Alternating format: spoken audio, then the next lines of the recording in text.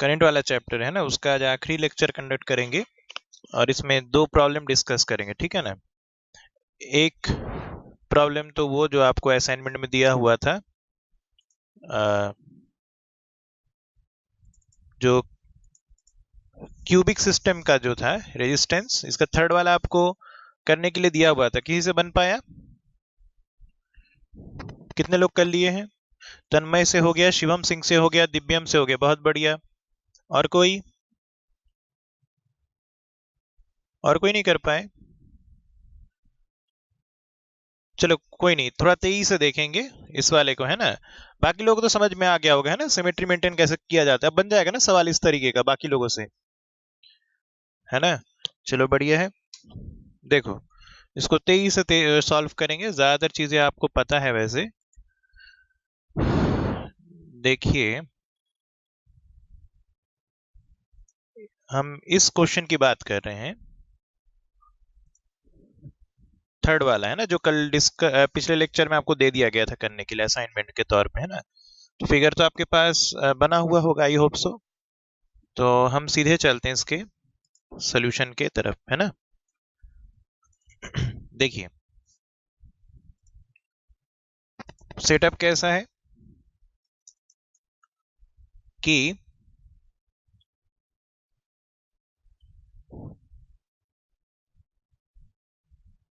एक cubic setup था, है ना, और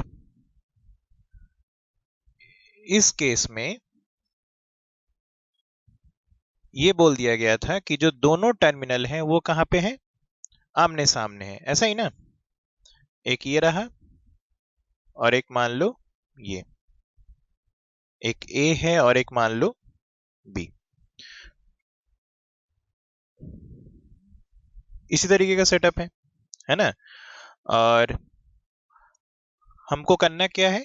इक्विवेलेंट रेजिस्टेंस पता करना है। तो हमने बताया था कि शुरू हो जाओ, यहां से मान लो करंट गया आई, और ये वाला जो ब्रांच देख रहे हो, कौन सा वाला, जिसको मैं पर्पल करने जा रहा हूं, ए पॉइंट के अबाउट में ये तार और ये तार कैसा है?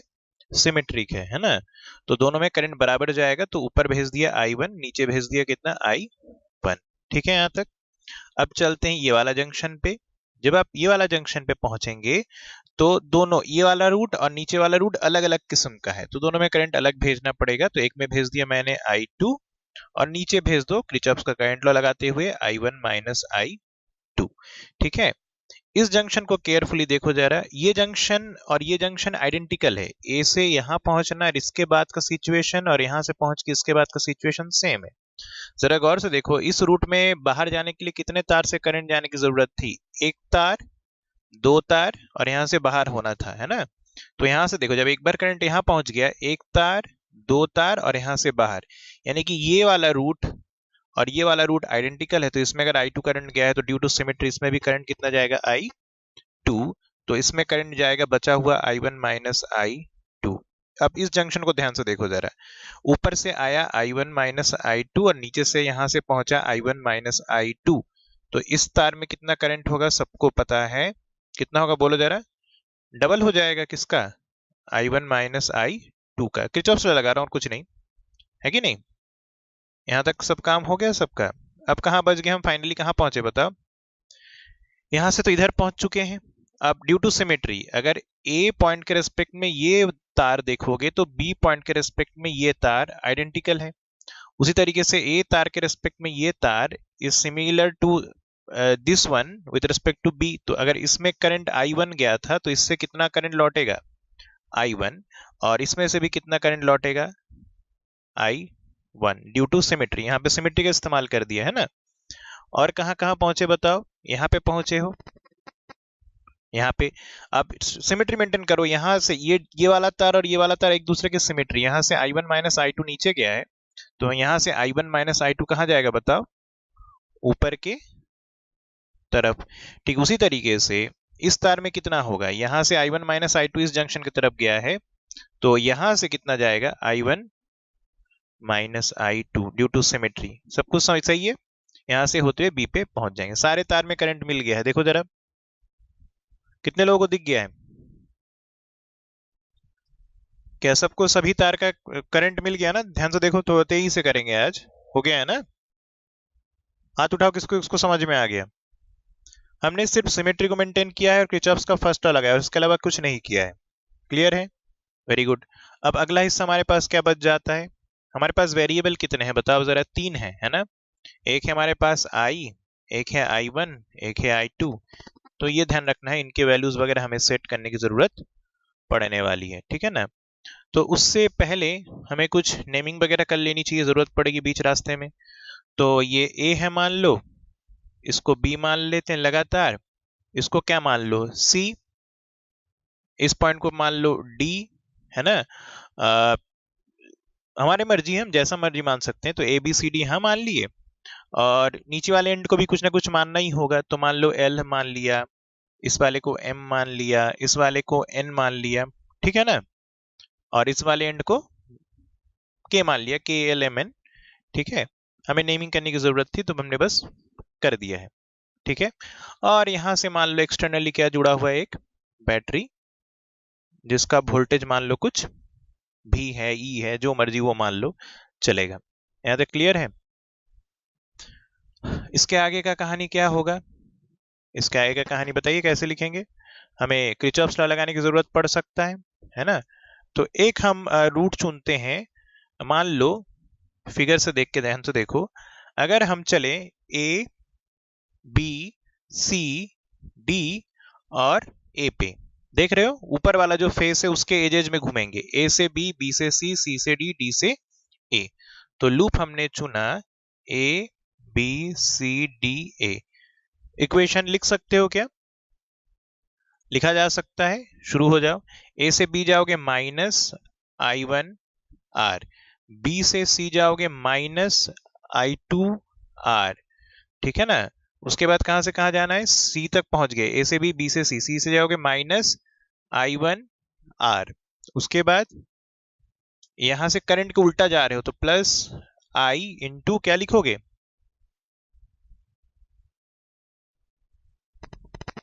यहां से जब हम जाएंगे तो क्या लिखना पड़ेगा? -I इंटू R लिखना पड़ेगा, प्लस I इंटू R, क्योंकि आप करंट के उल्टा जा रहे हैं। इज इक्वल टू क्या लिखेंगे? 0। तो इक्वेशन क्या बन जाएगा बताओ जरा? ये हो जाएगा I1 और I1, तो 2I1 into R plus I2 into R is equal to I into R। ठीक लिखा हूं क्या? है ना? तो मेरे को लगता है दोनों तरफ से R आप काट के हटा सकते हैं, तो आप सिंपली लिख सकते हैं 2I1 plus I2 is equal to I। यहां तक कोई दिक्कत हो तो बोलो। नहीं है ना? अब एक लूप लेते हैं, मान लो यहां से चलते हैं, सेकेंड एक लूप लेते हैं B, C से चलते हैं N पे, N से चलते हैं चलो M पे, M से चलते हैं B पे, यानी कि पीछे वाले फेस पे चलने की बात कर रहे हैं। तो B, C, N, M loop, B, C, N फिर M, ऐसा ही था नाम, पीछे देख लेना। हाँ, B, C, N, M। क्या क्या लिखोगे बताओ? यहाँ पे B से C लिखोगे तो -I2 into R, -I2 into R। उसके बाद हम पहुंच गए C से N के लिए, तो प्लस I1 माइनस, ये I1 माइनस I2 ही है ना? हाँ, तो क्या लिखेंगे बताओ? -I1, ब्रैकेट में लिखो, इसमें करंट है, minus I1 minus I2। Sign minus ही होगा कि प्लस होगा बताओ जरा? अच्छा देखो, B से C जाते समय माइनस में होगा क्योंकि करंट के साथ जा रहे थे, है ना? तो हमको लिखना पड़ेगा -I2 इंटू R, और यहाँ पे लिखेंगे प्लस, वोल्टेज बढ़ेगा, करंट के उल्टा जा रहे हो। तो यहां तक पहुंच गए। यहां से जाएंगे, करंट के अभी भी कहां जा रहा है? ऑपोजिट में, और इस तार में करंट है 2I1 माइनस I2, तो लिखेंगे plus 2I1 minus I2 plus 2I1 minus I2 into R। ठीक लिखा हो क्या? और अब पहुंच गए हम कहां पे? यहाँ पे। यहां से करंट के उल्टा जा रहे हैं तो फिर से लिखेंगे plus I1 minus I2 into R plus I1 minus I2 into R is equal to 0 लिखेंगे। तो R मेरे ख्याल से है, तो आप कॉमन लेके खत्म ही कर दो पहले ही। तो हमारे पास इक्वेशन क्या बनेगा? सॉल्व करो जरा तेजी से। तो ये बनेगा I2 इंटू I2 तो 1 और ये 2, ये तो बनेगा 5। 5I2 is equal to 4I1। दिख गया सबको, है ना? तो ये बन गया, एक मिनट, हाँ, 4I1। क्लियर है? तो ये आपको एक इक्वेशन मिल गया, एक पीछे मिल गया था, ठीक है ना? यहां से हम क्या लिख सकते हैं, देखो जरा, I2 को I1 के टर्म में लिख सकते हैं, 4/5I1। जहां जरूरत पड़ेगा वहां यूज कर लेंगे, ठीक है? पिछला इक्वेशन को थोड़ा सा लेके आओ जरा, हम प्रीवियस इक्वेशन को यूज करेंगे जो पहले पाए हो। 2I1 प्लस I2 बराबर I, लिख लो 2I1 plus I2 is equal to I। यहां से I2 के जगह पे ये यूज कर सकते हो, तो क्या बनेगा बताओ, 2I1 plus 4/5I1 is equal to I। ऐसा ही लिखोगे ना, है ना? तो क्या बन जाएगा बताओ, I की जगह पे हम लिख सकते हैं कितना, 5 दूनी 10 और 14, 14/5I1। चलेगा सबको, है ना? तो एक हमारे पास ये इक्वेशन बहुत काम का है, I2 बराबर I1 और दिस चलेगा। थोड़ा सा पीछे वाले इक्वेशन में देखो जरा, इसको मैं कुछ गोल्डन कलर्स दिखा देता हूँ। इसमें टोटल करंट बैटरी से कितना यूज हुआ था, देखो जरा, I1 plus I1, 2I1 plus I। तो यहाँ पे जो कुल करंट गया था, देखो 2I1 प्लस I के बराबर करंट गया हुआ है कि नहीं? किरचॉफ लॉ लगा दिया, I1 यहाँ से I1 नीचे, तो I1 प्लस I1 2I1 और इस तार में I, तो I प्लस 2I1, ठीक है? इक्विवेलेंट रेजिस्टेंस का लॉजिक सबको पता है कि हमें एक रेजिस्टेंस यूज करनी है जिसका रेजिस्टेंस Req होना चाहिए। बैटरी पुरानी वाली ही यूज करेंगे, करंट पहले जितना ही चलना चाहिए, यानी कि 2I1 प्लस I। यहाँ पे ओम्स लॉ लगाओगे तो क्या लिखोगे, V इक्वल टू I, यानी कि V बराबर 2I1 plus I into Req। यही लिखेंगे ना, यही लिखना पड़ेगा, और क्या लिखेंगे, है ना? अब क्या कर सकते हो बताओ, यहां से I की वैल्यू I1 के टर्म में लिख दो, तो V बराबर क्या बनेगा, 2I1, I निकालो कितना, 14/5I1 इंटू Req। ठीक लिखा हो क्या? तो कुल मिला के आपको बनेगा V इज इक्वल टू कितना बन गया बताओ, V इज इक्वल टू बनेगा, ये कितना सॉल्व होगा बताओगे, 5 दुगुनी 10, 10 और 14, 24/5I1 इंटू Req। यही लिखेंगे, है ना? एक इक्वेशन हमारे पास पीछे भी है, देखो जरा, है क्या, नहीं है? एक दूसरा लूप की हमें जरूरत पड़ेगा, तो एक मेश और ले लो, देखो इधर से, ये वाला देखो जरा, ए डी, ए से चलेंगे डी पे, ठीक है? डी से चलेंगे बैटरी पे, और बैटरी से वापस आ जाएंगे किसमें, ए पे। तो एक लूप अपन चलते हैं, ए डी भी, फिर ए भी, मतलब बैटरी वाला, है ना? तो एक लूप और यूज कर लो, लूप ए डी भी ए। क्या लिखोगे जरा बताओ, किरचॉफ लॉ लगाओ।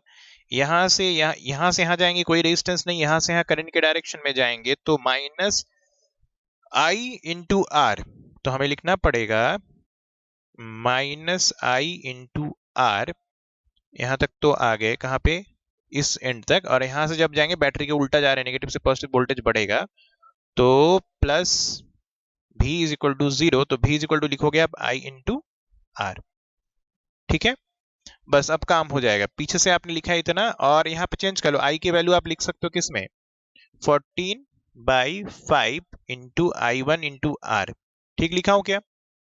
अब ये इक्वेशन और पीछे वाले इक्वेशन को ध्यान से देखो, जो अभी भी निकाले, दोनों के लेफ्ट हैंड साइड में भी है, तो राइट हैंड साइड भी बराबर हुआ, तो आप क्या लिखोगे वहां पे, ये आपको देगा 24/5, और क्या था, I1 into Req, I1 into Req is equal to 14/5 I1 into R. मेरे ख्याल से I1 तो कट गया, 5 भी आप काट सकते हैं, तो 24/14 Req बराबर R। तो हमें Req चाहिए एक्चुअली में, तो हम उल्टा लिखेंगे, EQ is equal to 14/24 R। मेरे को लगता है ये 2 से आप काट के छोटा भी कर सकते हैं, तो ये बन जाएगा R EQ बराबर 7/12 R। सबको समझ में आया?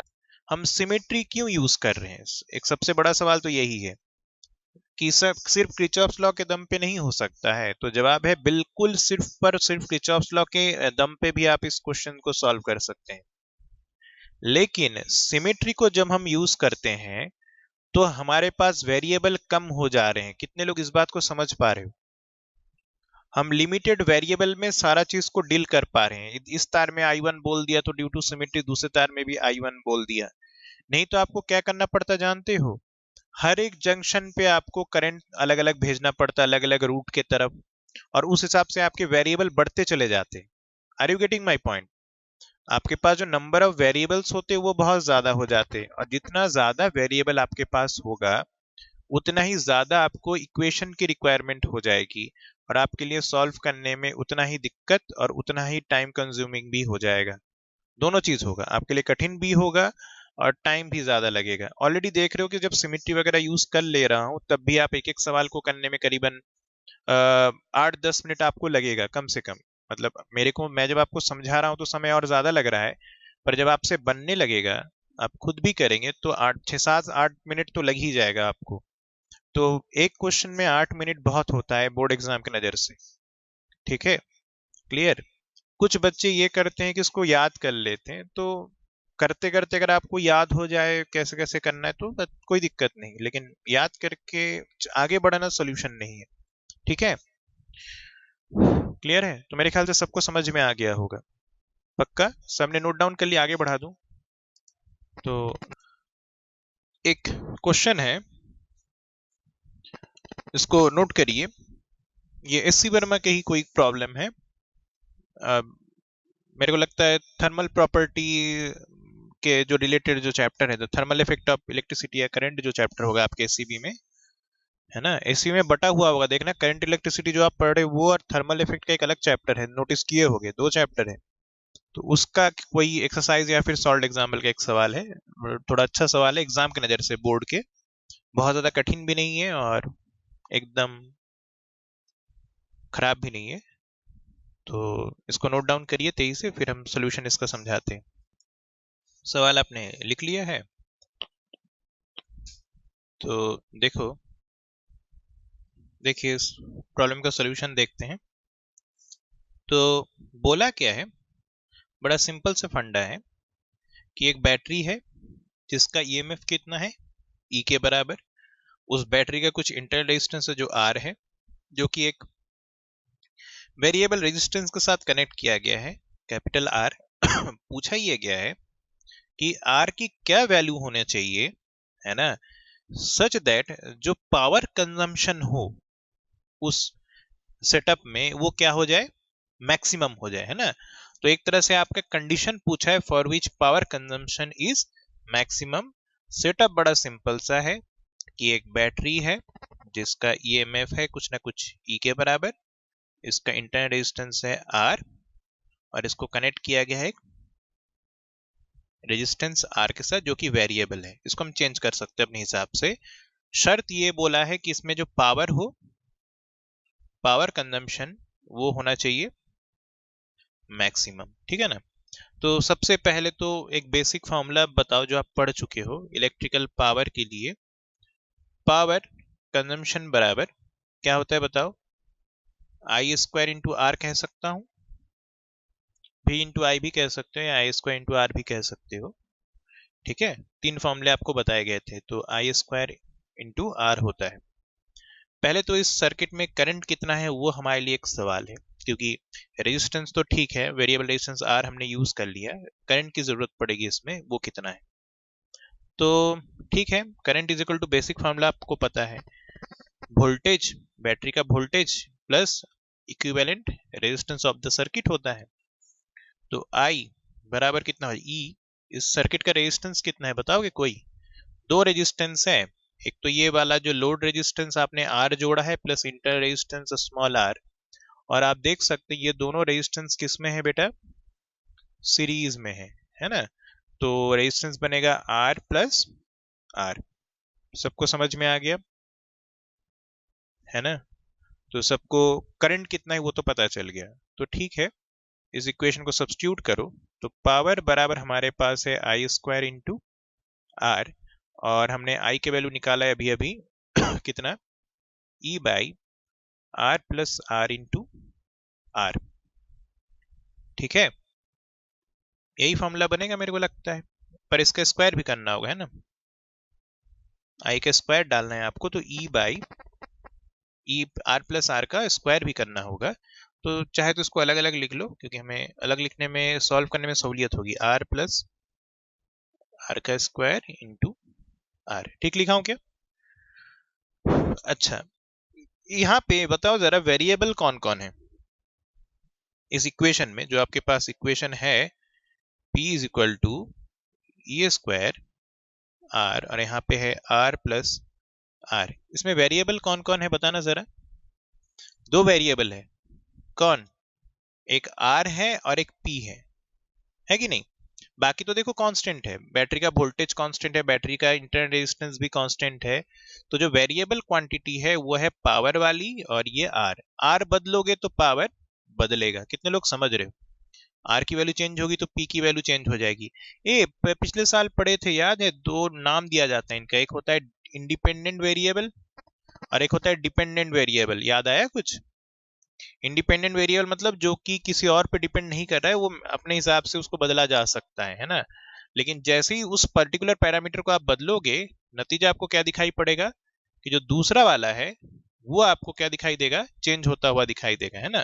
तो जैसे ही हम देखो आर को बदलेंगे, वैसे ही हमें कौन चेंज होता दिखाई देगा, पी।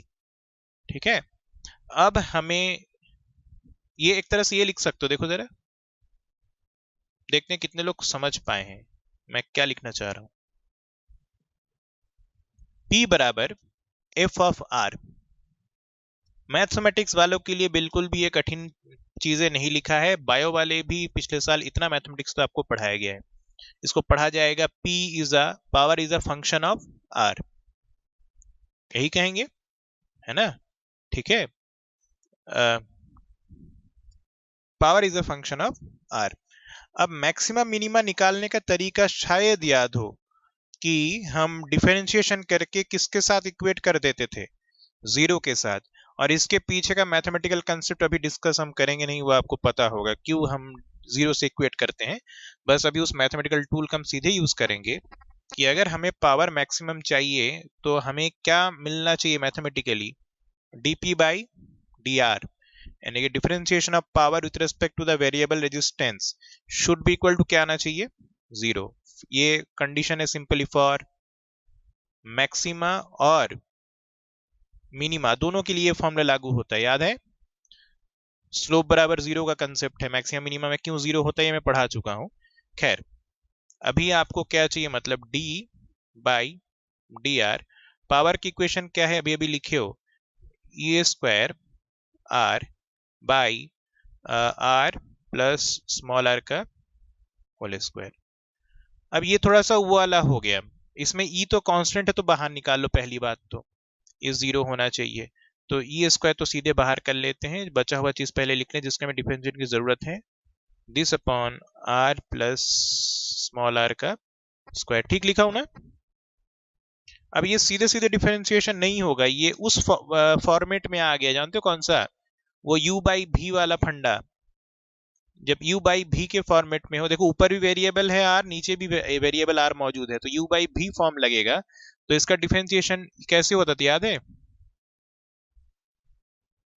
याद है किसी को?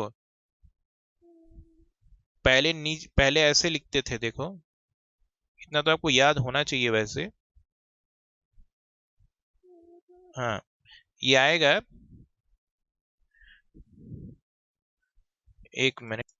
तो इसमें हम क्या लिखेंगे बताओ, u बाई भी वाला जो फॉर्मेट होता था तो क्या लिखते थे डिफरेंशिएट करते समय, याद है? नीचे वाले को रख देते थे, ऊपर वाले को डिफरेंशिएट करते थे, है ना।